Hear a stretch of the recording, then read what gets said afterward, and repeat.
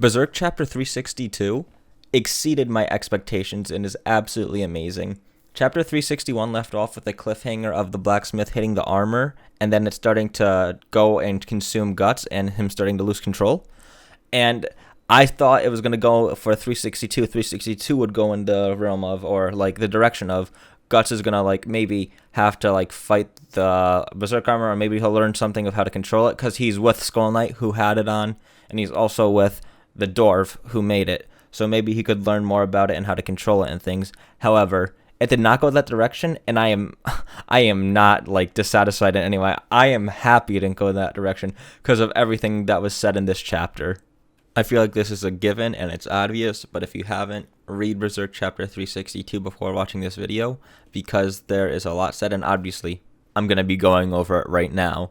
So, if you haven't read it, read it. It's 14 images, literally 14 images, and so much is said within that time. That's why this video is probably very long. I don't know yet. But anyways, read it. And now I'll go into just going over it first and giving a quick little overview. This chapter starts out with where it left off. The Berserk armor is taking over Guts. So what this blacksmith does is he basically restrains him with chains.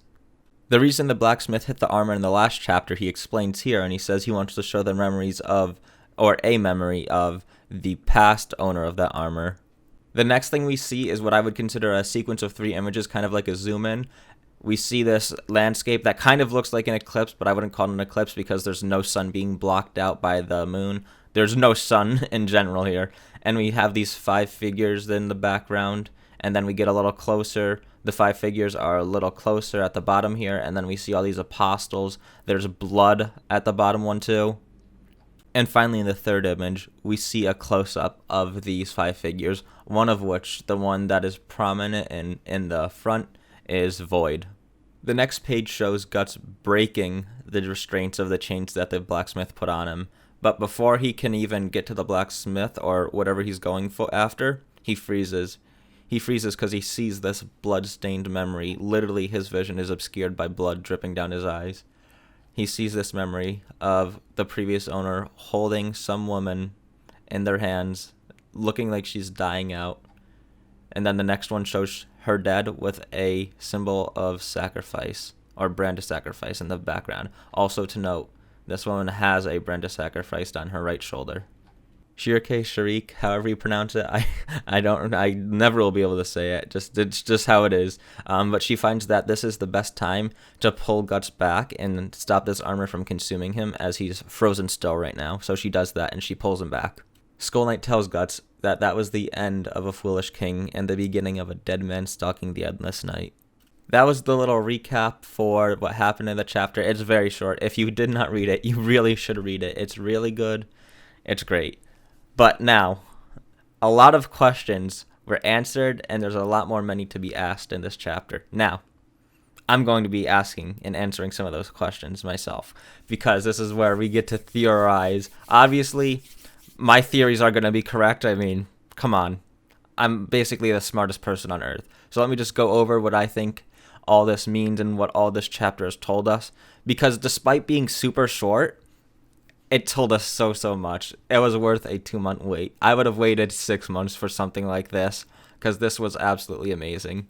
Starting off with the biggest theory that was just confirmed here. Essentially confirmed, okay? He didn't say it outright, but this is essentially confirmed that Skull Knight is King Gaiseric, because he said it was the end of a foolish king. And whose memories were those? Those memories were obviously Skull Knight's, because he was the one that used to use the armor. Meaning that King Gaiseric is Skull Knight, and oh my, does that open so much up. That explains a lot of the past of how he knows the God Hand. Into how he knows the God Hand, I believe that this event happening, this like kind of eclipse-like event with all this stuff happening, I believe that this was the birth of Void.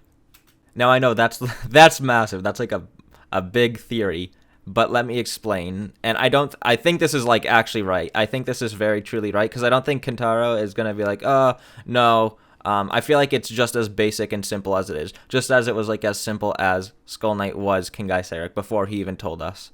I feel like it's as simple as this.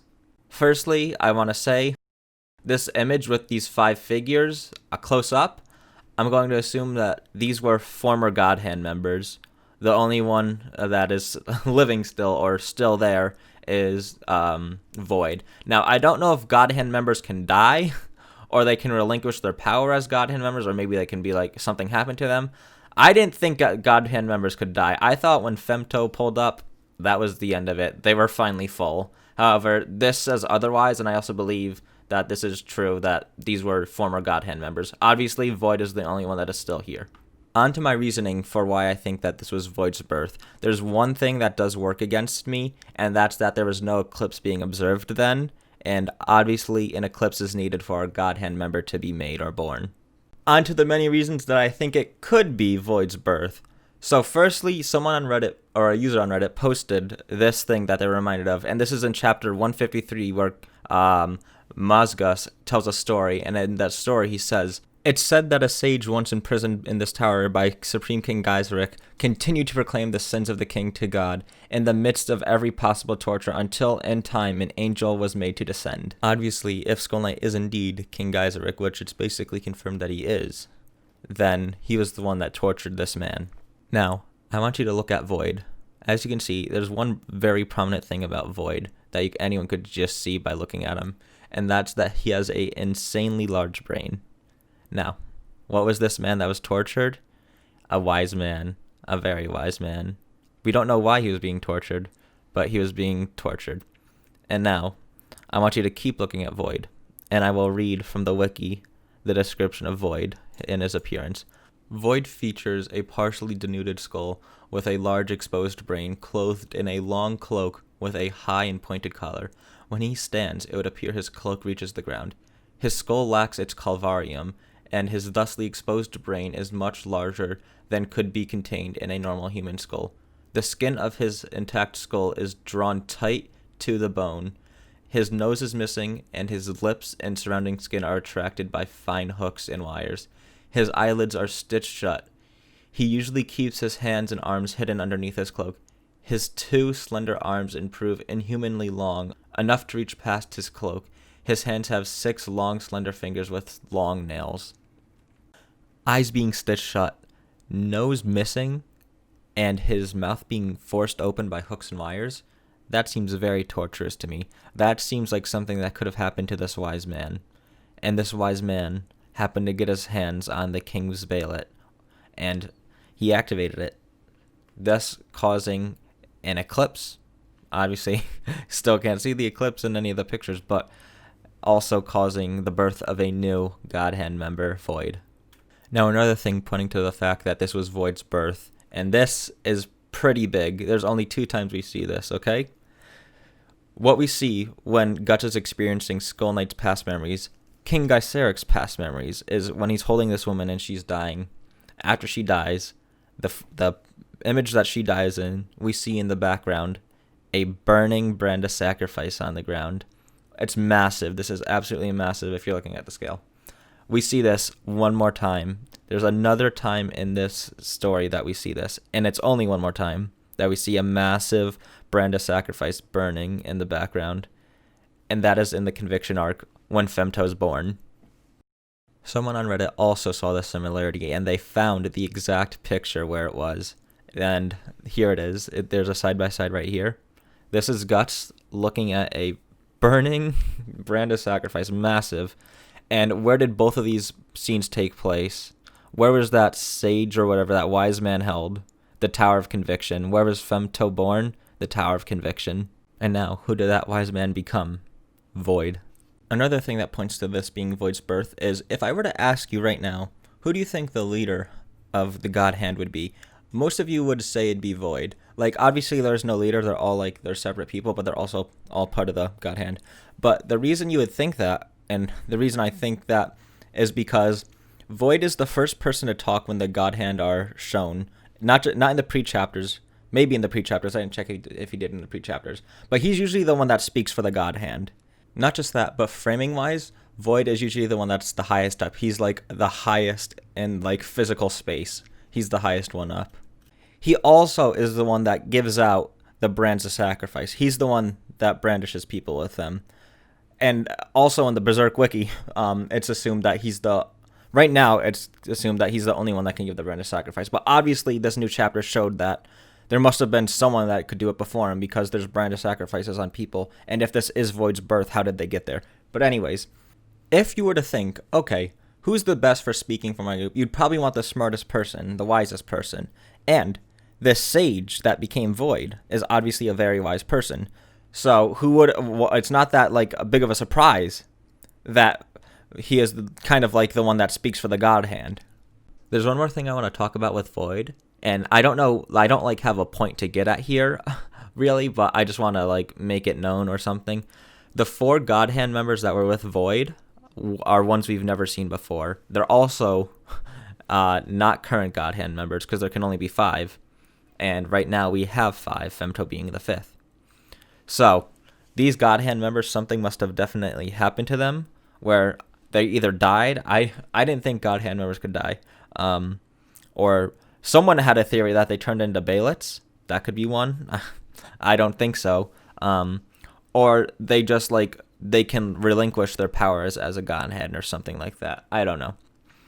But anyways, there were 4 of them and now 4 of them that are missing, right?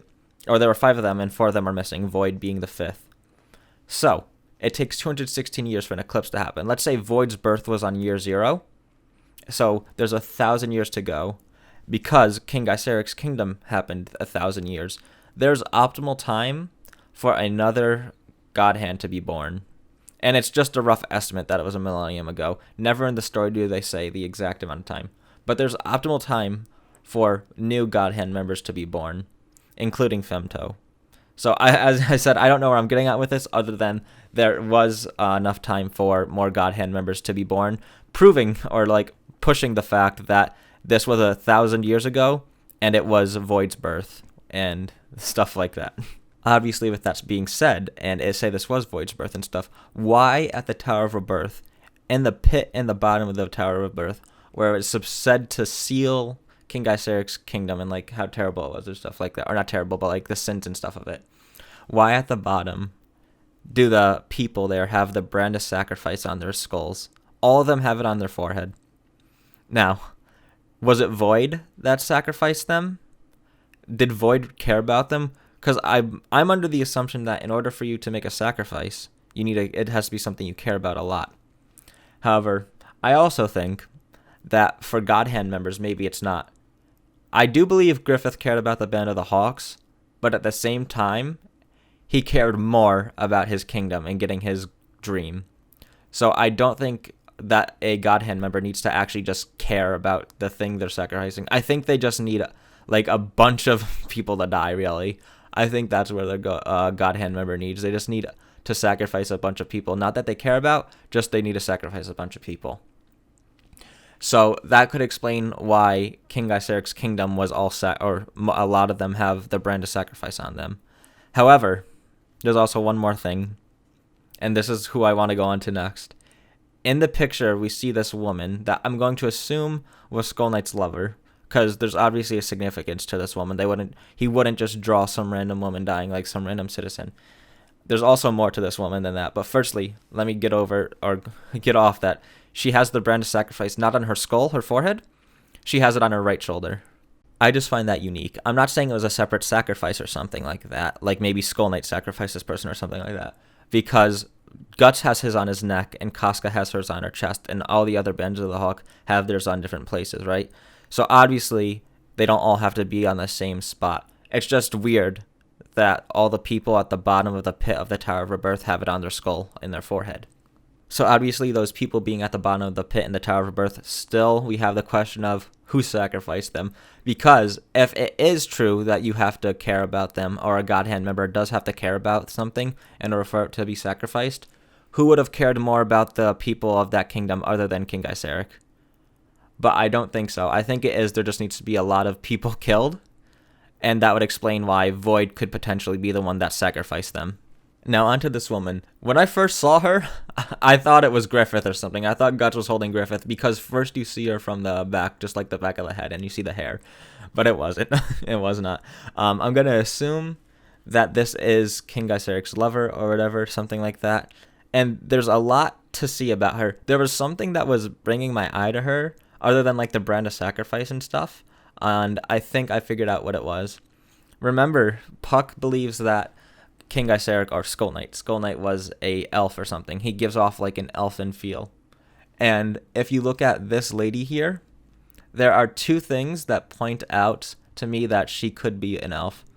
Firstly, it's her jewelry, and secondly, it's her ear.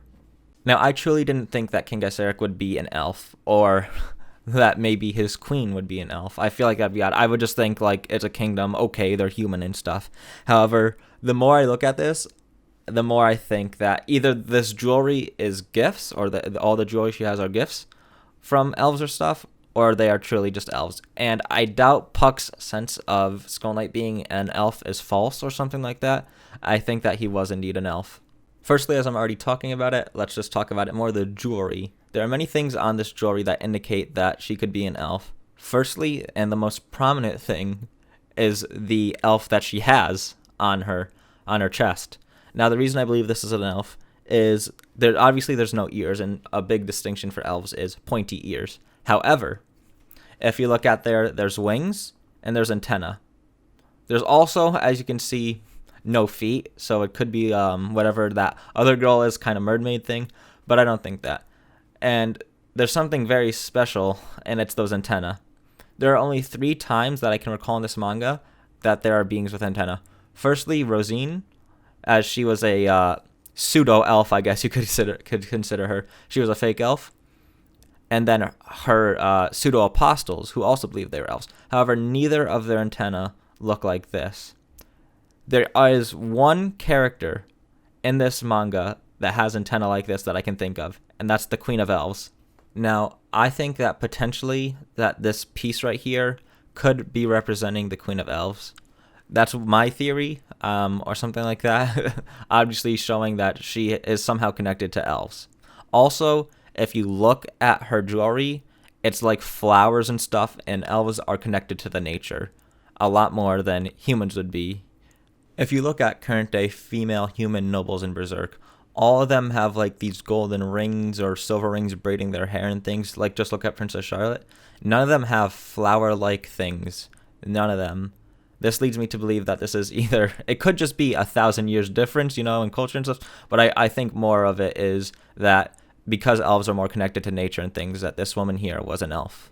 Now, I mentioned her ear, and that is because basically her ear could potentially just throw everything I said out the window. If you look at her ear, elves in Berserk don't have earlobes. And as you can see here, this is either her earlobe, her hair is covering. If the hair wasn't there, we would easily tell her if her ear was pointy or not, like an elf. So what I do believe is that she does indeed have earlobes, and she's not an elf. So everything I just said about her being an elf, thrown out the window. However, also not. If she is King Gaiseric's lover, who could give her these elven things? An elf. And if King Gaiseric is an elf, obviously he would give her these elven gifts, right? So, even if she's not an elf and her ears aren't pointy and that is her earlobe, which obviously I'm going to say it is, I'm going to say that most likely she's a human. However, I hope she's an elf. Even if she is a human, then this does still solidify the fact that King Gaiseric was an elf, or is an elf. To be fair to the theory of her being an elf, King Gaiseric also doesn't have pointy ears, and I'm quite confident when I say that Skull Knight has been confirmed to be King Gaiseric, and that Puck's sense of him feeling like he's an elf is real. So, with that being said, do all elves have pointy ears? Elves are magical beings. Can they mask like how their appearance looks and stuff like that, or how their physical bodies and stuff? Because obviously he has a helmet on, so even if he changed how he looks, that wouldn't change that there's physical ears in the way. But stuff like that. So potentially they could still be elves, or maybe elves were just different 1,000 years ago. However, that theory, it can't be like thrown out, okay? Because he's still is kind of like an elf because Puck feels that and stuff. So I'm saying potentially either they ruled humans. I think they might have ruled humans as elves, just hidden in disguise as humans or something like that. But that's just my theory. Now, there is one thing I want to go back to just to mention. I don't really have anything to say, just like I didn't have anything to say about another thing, but I just want to like mention it and talk a tiny bit about it. So if you go back to this picture here, you can see that there's blood stains at the bottom. You can easily see there's just like blood splattering everywhere at the bottom right here. But in the 1 second from the bottom, you see like this other apostle getting cut in half. So what happened was, it's obvious that King Gaiseric was fighting through this horde of enemies, or whatever, this apostles, in order to get to the God Hand. Now, what other event could have happened other than an eclipse for there to be this amount of apostles, the God Hand themselves being there? Obviously, there is no eclipse that we can see. However, that doesn't mean an eclipse isn't happening. Also, there's the fact that there is no like a physical hand, like just like there was when Femto was born, there was like a physical hand. But there are 5 God Hand members standing on this one thing, this podium. So I do believe that this was indeed an eclipse, despite us not being able to see the solar eclipse or whatever, the eclipse itself.